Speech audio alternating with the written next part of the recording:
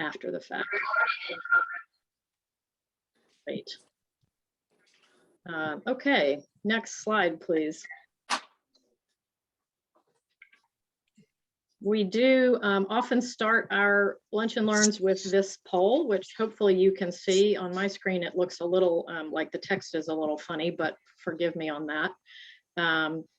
It's just a quick way for us to kind of gauge who's in the room. And hopefully you all can see that. Please let us know if you can't.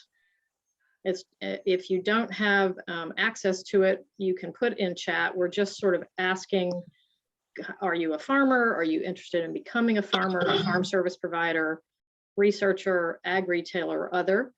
And then the second question is kind of helping us know what you're interested in learning more about. And again, if something isn't captured there and you want to put it in chat, feel free. Can folks see that? Yes. Okay.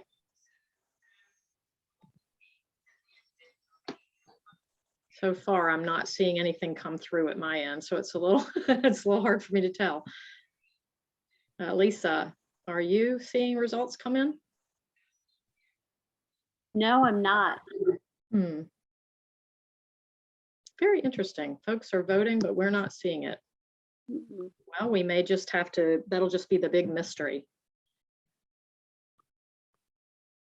I don't know why. Technology only gets us so far, right? Did you share a link to the survey? The poll should have come up on your screen. No, yeah, just what you have. Okay. Yeah, just what you have. Okay. Yeah, I'm hitting launch poll, but it's not going. Elizabeth, it might be because I'm sharing my screen. Yeah, and for some reason mine is not letting me launch either. So we'll just skip that part. Yeah, I don't know what happens. There's only so many things that can come together in one short lunch and learn. So maybe this is the thing that isn't this time. Feel free to add in chat, as I mentioned before, why you're here today, kind of what role describes you best. Are you a farmer? Are you interested in becoming a farmer? Are you a farm service provider? All the questions that are here on this screen. And I'll just keep talking and we'll just sort of skip the slide advancing for a minute so you guys have a chance to see that and respond. One of the things I want to be sure to kind of leave you with today, in addition to every wonderful thing that Thelonius is going to share with us, is that we are a farmer-focused organization. We really do see farmers and not ourselves as the experts, recognizing that many of you are already working to steward the land in the best way that you can. And we just want to do what we can to help support your soil health journey and your regenerative ag practices. The next slide, Lisa, does just kind of capture some of the work that we're doing, highlighting the soil testing and benchmarking study, which is brought to us from PASA, Pennsylvania Association for Sustainable Ag, and spearheaded by Lisa Garfield, who's with us today and works with Future Harvest. Also our farmer-to-farmer networking, and we're really trying this year to build that out into different kinds of models besides just the things that we've already been doing, which are sort of on-farm demonstrations and this kind of opportunity webinars. So keep your eyes open. Because you are part of this event, you will be getting our newsletter, and it's a great place for wonderful soil health and regenerative ag resources, not just here in Maryland, but nationally and internationally when appropriate. Next slide. Real quick, we'd like to encourage you to enroll your acres. This is not a strings attached kind of an ask. It's a way for us to know how we're doing across the state in our assessment of who's involved in regenerative ag practices. There's no particular standard that you have to meet. I've had some farmers say to me, oh, I don't think I meet your criteria. We are open to all farmers of all sizes, all production systems, and everywhere along the spectrum. So You can get to that on our website, which is the blue link at the very top. You can also keep in touch with us through our social media channels. And there at the bottom are Lisa's and my email addresses. All right, next slide, please. So let's see, I've got to get my cursor going here. There we go. This is the reason we're all here. We've got Thelonius with us today, whose Mighty Thundercloud Edible Forest Farm is truly a model for innovation and stewardship. Thelonius lives and farms on a half-acre in Hampton, Virginia. The main farm, which is 7 acres previously owned by his father, is in Birdsnest, Virginia, on the Eastern Shore. In addition to being just a fantastic farmer and entrepreneur, Thelonius serves on the board of directors for Future Harvest and the Virginia Association for Biological Farming. He works with the USAID-funded Farmer to Farmer program. He founded the Virginia Hemp Company. And off-farm, he works in website design, data analytics, digital marketing, and storytelling. You're going to hear more about his farming products and practices as we go along, but I just wanted to add that if we can mute until we are open mic to ask questions, that would be super. Healthcare thing. You will hear more about Thelonius and his farming practices and products as we go along, but I do want to add that I've had the privilege of knowing Thelonius personally for several years, and you just won't meet a kinder and more diligent individual. He's just a really incredible dude. So Thelonius, welcome. As we get going on this next slide, you'll see some of the questions that we're going to be asking Thelonius, but this slide is going to go away, and I'll just be referencing back to it. All right, Thelonius, this is where you get to take the baton, the talking stick, as it were. Thank you so much for being here, and we'll go on to the next slide. We'll start by me just asking you, kind of to tell us briefly about your farm. Yeah, well, first, let me say thank you, Elizabeth, and it has definitely been a pleasure getting to know you, over the last few years. And this is an honor, having the opportunity, to come here and share a little bit about my farm and the things that is going on at Mighty Thundercloud. So that's my farm name. It's a 7-acre farm located on the Eastern Shore of Virginia, in the town of Birdsnest, Virginia. I guess how I started farming is it's a big answer that I'll try to keep as short as possible, because I know we're short on time, but it definitely was not the plan, when I was, getting an IT degree at JMU. But ironically, it was, there was a pivotal moment that occurred, during that time at JMU, which I think, is sort of like a pinpoint, on my journey, which kind of led me, to farming.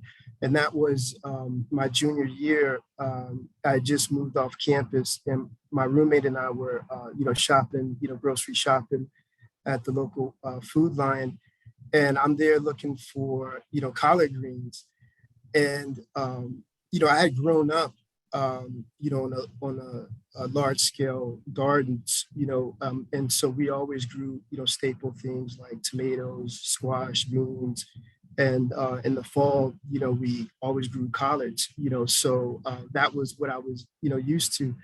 And so, I remember my roommate was like, oh, let me show you where they are. We're in the fresh food place, and he takes me down to the, canned food aisle and grabs this can of glory greens, and I was thinking to myself, like, that's the first time I ever saw greens in a can. And at that moment, it was, I knew that I needed to, like, wherever I bought a place, I needed to have enough land to at least grow my own food, and that was something I kind of, took for granted. And this is actually the half acre that I grew up, growing on in Hampton, Virginia.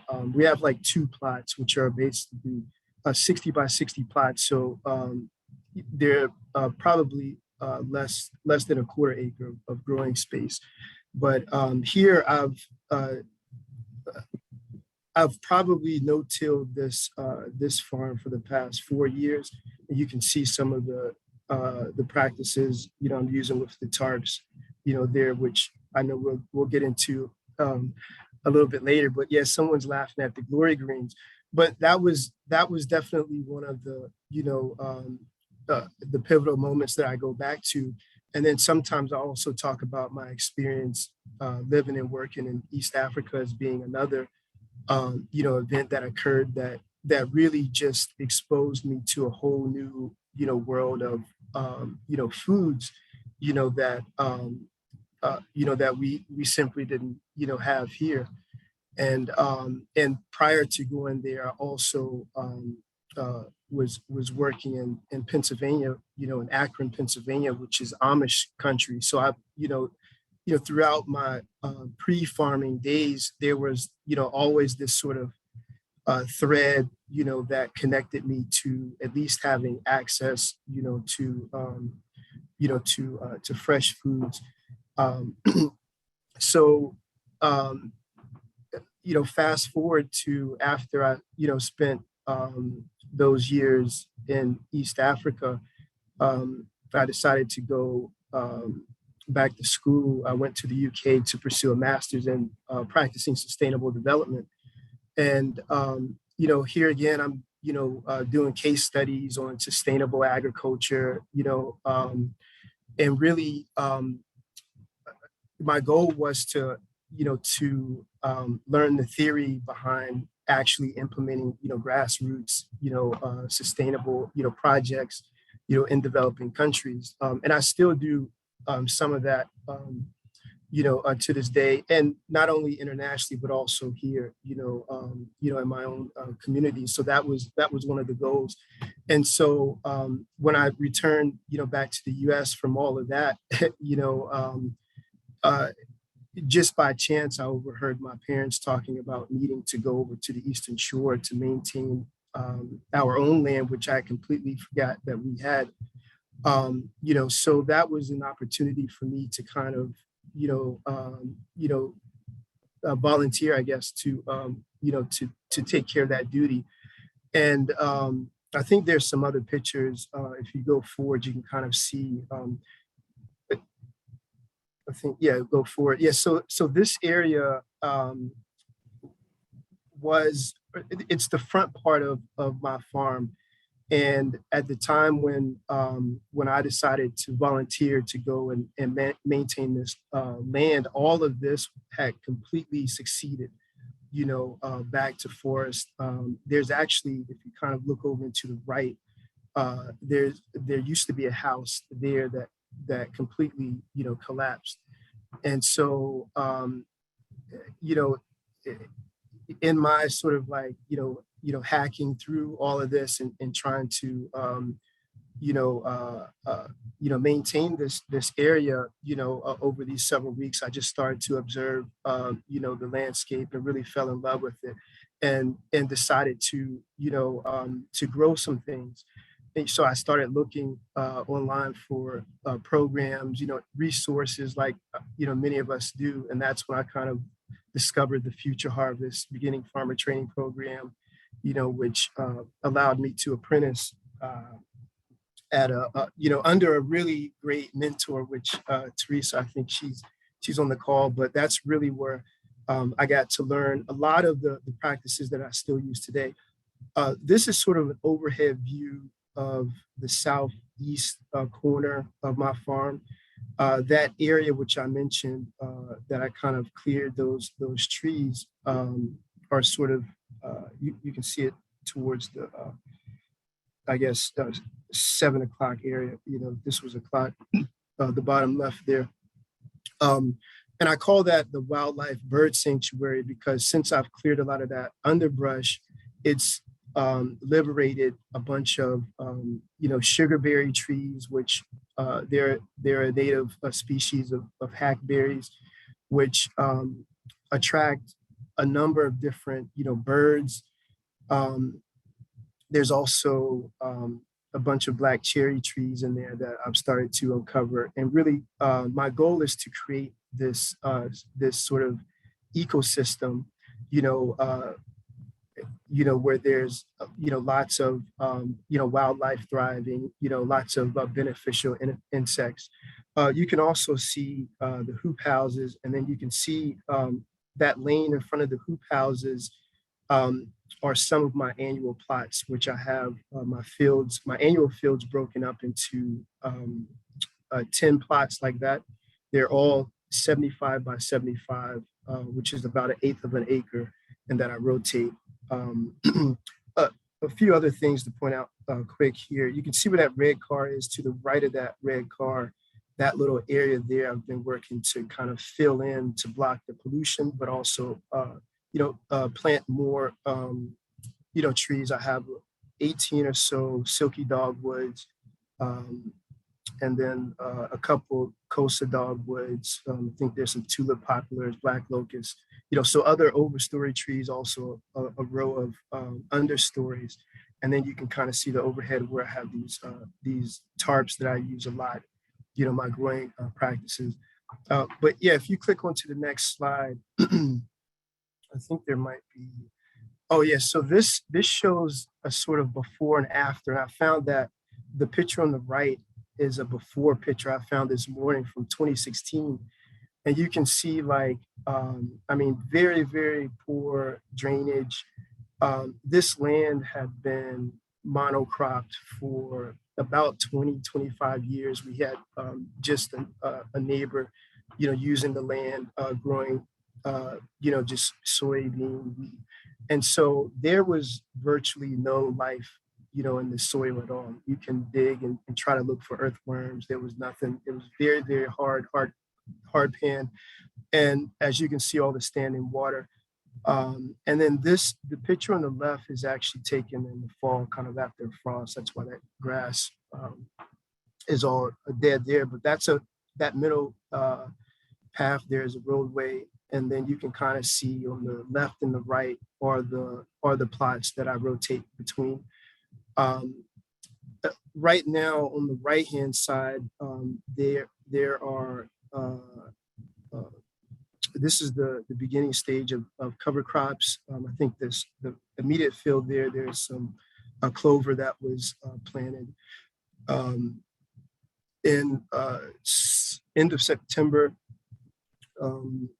And then on the left side are 5 fields that I used to just rotate between. This is the first year in 3 years that I'll be growing on the right-hand field. So you essentially have a 10-year rotation.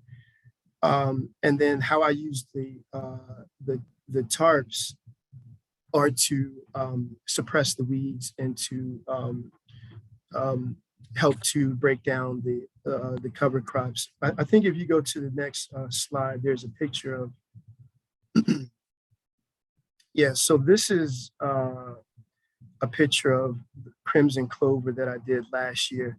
And I try a lot of different methods and have tried a lot of different methods, to soil health management over the years. On the left-hand side, you can see my attempt at mowing down the clover, like to create beds. And that was really because, I hated to have to mow it down because, when the clover gets to this point, there's so much life in there, it's just teeming with all types of, praying mantises, ladybugs, so when it's time to mow that down, I was really, conflicted. So I tried taking my right-hand mower through this. The problem was it didn't do a good job breaking it down, fine enough. And so I finally ordered a BCS, a 2-wheel BCS tractor, which you'll see and maybe the next slide. But yeah, that's the BCS. I ordered it last off season, but I didn't actually get it until July of this year because of the shipping issues from the pandemic. So I didn't get an opportunity to put it to full use this year. But you see the picture on the left is this is the residue of leftover from a field that was in production. So this is just a crop residue that I went over with that flail mower.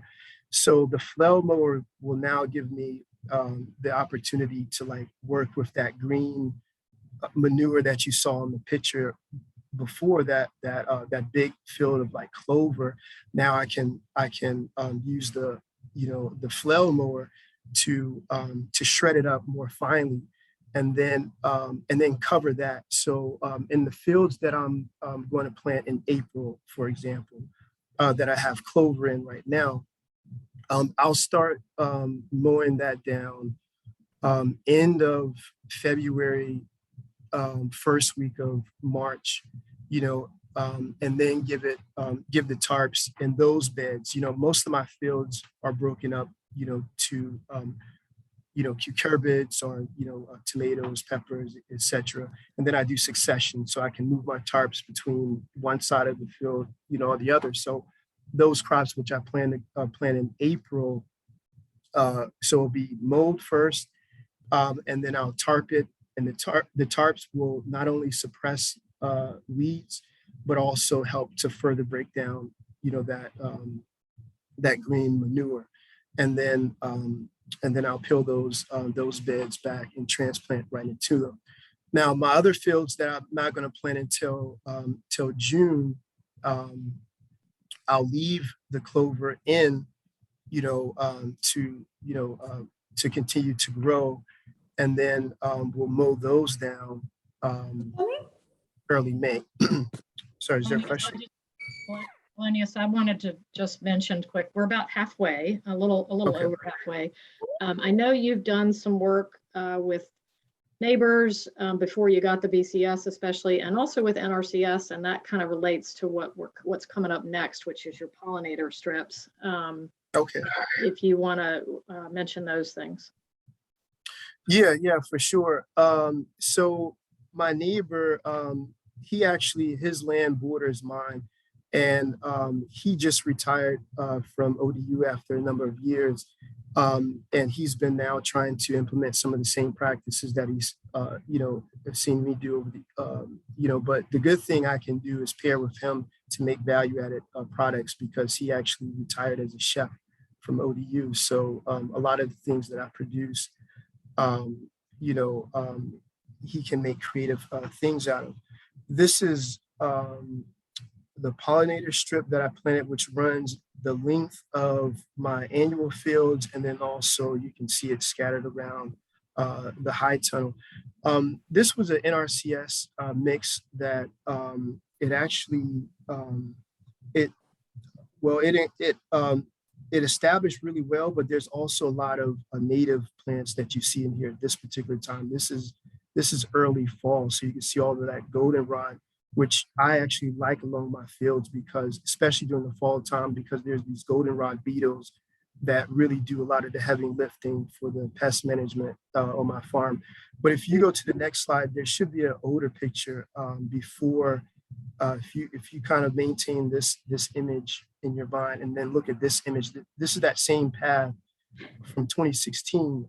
This is that hoop house, so yeah, there's from this side, and then you look at the next picture from the other side. So again, you can see the condition of the land when I first took over.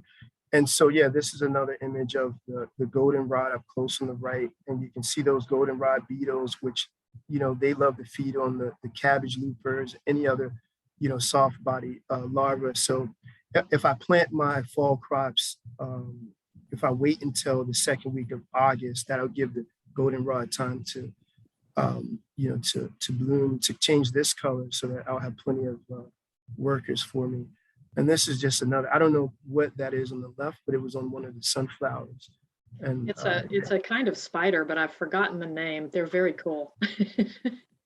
Yeah, and it's fun to see different new things. Thelonius, I'm going to encourage us just to do some eye candy with the next several slides, so that we don't lose time to talk about some of your other exciting work. So as we kind of run through these, you can talk about maybe how you're applying the compost and other things that other kinds of crops that you're growing. That would be great. Yeah, so I've been going through each of those fields and building beds with the mushroom compost, just to add some more organic matter. And that's really, helped. You can see these squash. That field on the right, I always plant squash beans together. And these plants were like up above my waist and producing pretty heavy. So I've started to see really the benefits, over the years now, where the farm is really starting to, pop, from those years of cover cropping, and reducing the tillage. This is just another picture of intercropping, like sunflowers. Those are sugar snap beet trellises. The right, that's actually just a construction. We built a shed there and did the framing out of the pad ourselves. This is just another picture of the different things that bloom inside the pollinator strip. There's some dog fennel in there, some asters, but lots of native species. I tried to encourage. These are hibiscus plants that I grew in the hoop house last year. One of the ethnic crops I grow, very popular in Jamaican culture. You can make sorrel, a drink with it. And I actually make sorrel. I also produce hibiscus jams. And I think the next slide, we talk a little bit about your hemp production. Yeah, and I actually intercropped those two crops last year in the hoop house, and that went very well. But I've been growing hemp for CBD, I think since 2019, when Virginia first started, certifying growers, and mainly just for use as a plant in the crop rotation. It also, has some value, with remediating the soil. My initial intention was to grow the fiber crop. I didn't have success with the seed I had that first year, but then some CBD seed, came into my lap, and so I planted that, to test it, and it's done fairly well in my environment. I tend to do it in the hoop house, in rotation with other crops. Thelonius, we, believe it or not, are at 12:30, but I know that you and I talked about sticking around for another 15 minutes, because this happens often where we where we just don't quite have the time we want. Let me just pause and see if folks have questions from folks that have to leave right now. If there's something burning that you haven't really heard about or want to know about, go ahead and come on mic and ask, or put it in chat. That way it'll show up on the YouTube video and you can watch later. Anybody have anything they need to ask before they have to hop off right at 12:30? All right, well, we'll just keep going then. You're welcome to stick around. If you do have to leave, thank you so much. And you'll find the video on the Million Acre Challenge on YouTube. Thelonius, you mentioned fiber, hoping to grow the fiber hemp. I'm not actually sure how that relates to your work in Shelter 2.0. Were they a connected endeavor? Yeah, absolutely. Because the fiber crop, you can actually separate the fiber from the woody core, and the woody core can be processed and used for building materials, namely Hemp-crete. Shelter 2.0, this design was created by a friend of mine who lives not far from my farm, but he created it as sort of a relief and development home, like in response to the Haiti earthquake. And so you know, after that experience, he thought it could be useful in the U.S., as a homeless shelter. And once I saw it, I said, well, this could be useful as an agricultural, shelter. So last year we experimented with pulling the walls off. This is actually a hemp-crete brick that I made on the right-hand side. That was sort of our template, which we built out a little case. We mixed in that hemp hurd, which comes from the woody core of the plant, with lime and water. And then you pack it into that frame, and then you leave it and let it dry. So you can see on the left-hand side, that's what we did. We did a bottom layer all the way around, and then you want to take those forms off and then move it up, another level. So unfortunately, we got nonstop rain after this picture, so I didn't get a chance to complete that one, but we'll be doing a workshop this spring. But yeah, the goal would be to eventually grow the crop, on farm. There are ways to manually process the hemp fiber through, retting it, drying it in the field, or letting it do ret. And then you need some other equipment to refine the fiber and, decorticate. This is just one of the shelters that we are building right now to be a storage facility in Washington. These shelters are so cool. That the picture that you saw previously of the interior was one I took, and it wasn't all made up and ready for photo opportunities. So I apologize to Thelonius if I was sharing something that was a little less than what he might have had it looking like. But I was just so impressed. They're super cozy and built out of sustainable materials. Just a really exciting project.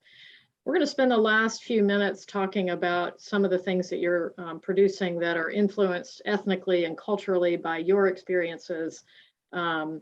And so there's not as many pictures of that, and we can just sort of share this next slide just to set the stage for that.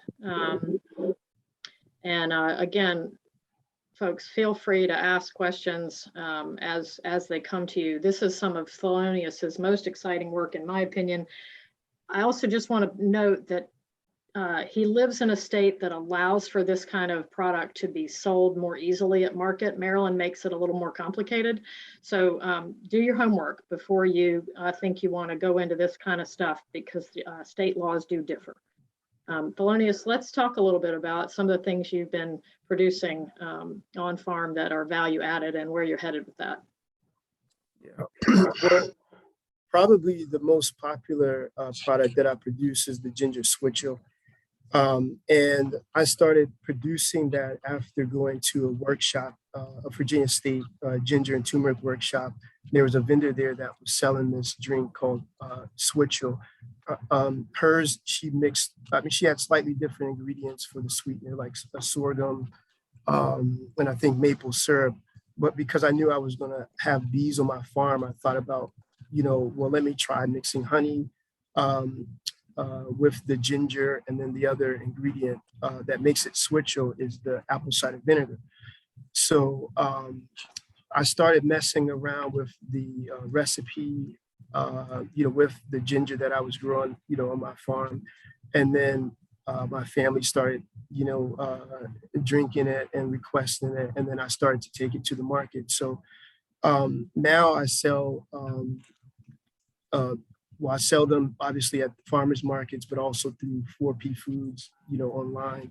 But I think the drink originates in the Caribbean, and in colonial times, they would often give it to, the enslaved workers for, energy. So.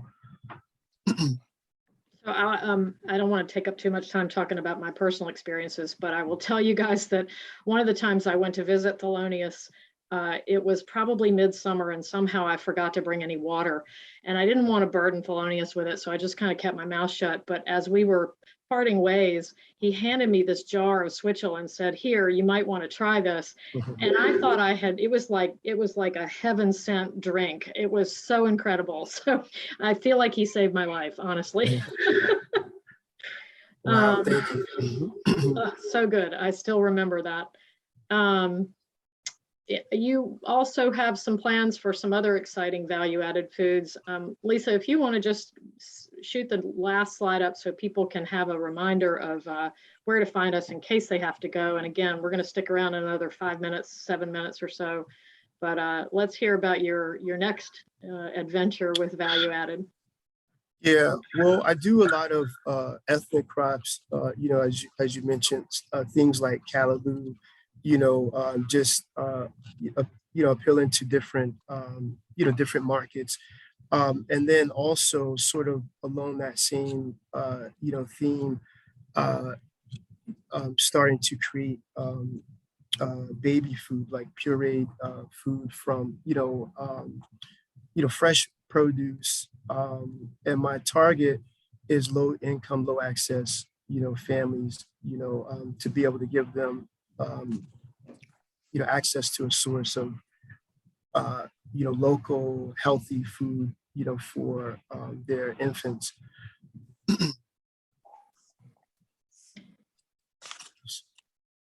So excited about that. I wish I had the opportunity. I tried to make my own, but when you're well, I'm going to sound whiny. When you're farming and raising children and trying to make your own baby food, something's got to give. But I don't know. I don't think Thelonious sleeps because he manages to continue to do so much.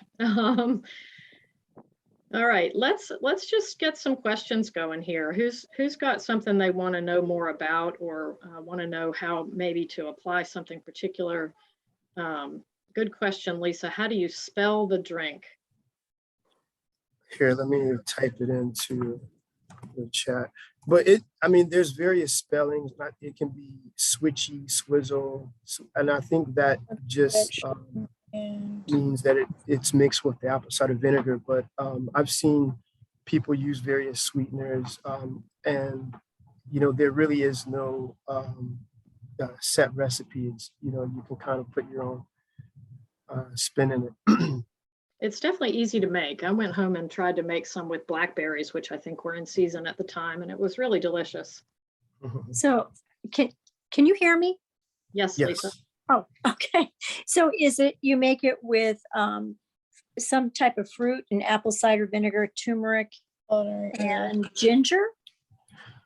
Well, I don't make the apple cider vinegar, not yet anyways, but the other two ingredients that I use is ginger and honey. Oh, and honey.